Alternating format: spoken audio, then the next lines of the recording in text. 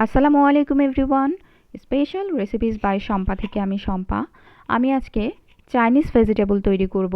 শীতের সময়ে অনেক টাটকা সবজি পাওয়া যায় বাজারে, সেগুলো দিয়ে চাইনিজ ভেজিটেবল বেশ টেস্ট হয় এবং দেখতেও বেশ কালারফুল হয়। আমি এখানে বেশ কয়েক ধরনের সবজি ব্যবহার করেছি।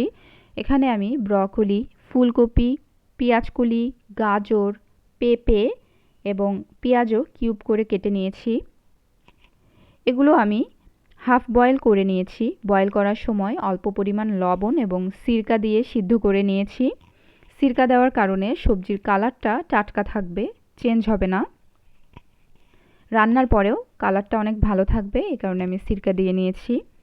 এখন আমরা একটি ফ্রাই প্যানে 3 চা চামচ পরিমাণ তেল দিয়ে তেল গরম করে নিয়ে তার মধ্যে 1 চা চামচ পরিমাণ রসুন কুচি করে কেটে দিয়েছি। এবার রসুন তেলের সাথে ভালোভাবে নেড়েচেড়ে হালকা ব্রাউন কালার হয়ে এলে এর মধ্যে আমরা আগে থেকে বয়েল করে রাখা সবজিগুলো দিয়ে দেব। সবজিগুলো দেওয়ার পরে আমি কেটে রাখা কাঁচামরিচের মধ্যে দিয়ে দেব। আমি রেড কালার কাঁচামরিচটি ব্যবহার করেছি কালারফুল হওয়ার জন্য।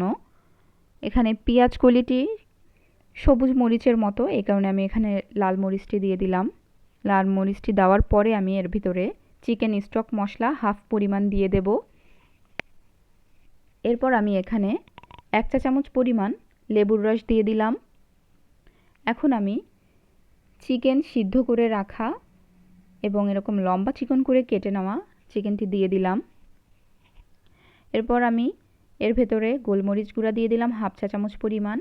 চাইনিজ খাবারের আসলে গোলমরিচ গুঁড়াই টেস্ট বাড়িয়ে দেয় অনেক গুণ। এখন আমি স্বাদ মতো লবণ দিয়ে দিলাম। এগুলো একসাথে দিয়ে ভালোভাবে নেড়ে নিয়ে এখন আমি চিকেন স্টকের সাথে চিকেন কর্ন স্যুপ 3-4 চামচ একসাথে মিক্সড করে নিয়ে সবজির মধ্যে ঢেলে দিলাম। স্যুপ দেওয়ার কারণ হচ্ছে স্যুপের কারণেই সবজিটি আপনার টেস্ট হবে অনেক বেশি। আপনাকে আলাদাভাবে টেস্ট করে এটা তৈরি করতে হবে না। এখন আমি দিয়ে দিলাম 1 চা চামচ পরিমাণ সয়া সস এবং হাফ পরিমাণ ম্যাগি মশলা।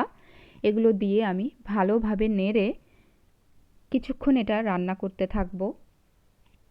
ঢেকে দেওয়ার কোনো প্রয়োজন নেই, কারণ সবজিটি আগে থেকে হাফ সিদ্ধ করা, ঢেকে দিলে বেশি গলে যেতে পারে, এই কারণে। এখন আমি কিছুক্ষণ জ্বালানোর পর 3 চা চামচ পরিমাণ কর্নফ্লাওয়ার পানির সাথে মিক্সড করে সবজির মধ্যে দিয়ে দিলাম। এরপর আমি কিছুক্ষণ নেড়ে চেড়ে দেখব যে সবজিটি অনেকটা ঘন হয়ে এসেছে, তাহলে বুঝবো আমাদের চাইনিজ ভেজিটেবল রান্না হয়ে গেছে।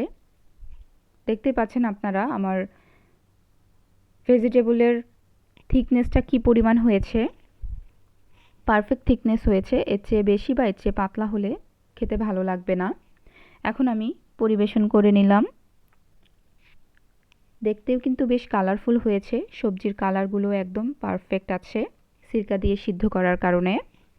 এভাবে আপনারা এমন টাটকা সবজি দিয়ে খুব সহজে বাসায় চাইনিজ ভেজিটেবলটি তৈরি করে নিতে পারেন।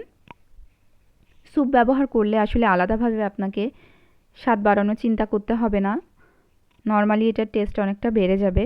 এভাবে আপনারা বাসায় করে দেখতে পারেন। আমার রান্না আপনাদের ভালো লেগে থাকলে আমার চ্যানেলটি প্লিজ বেশি করে সাবস্ক্রাইব করবেন, লাইক কমেন্ট শেয়ার করতেও ভুলবেন না। আজ তাহলে এ পর্যন্ত। আপনারা সবাই ভালো থাকবেন। আল্লাহ হাফেজ।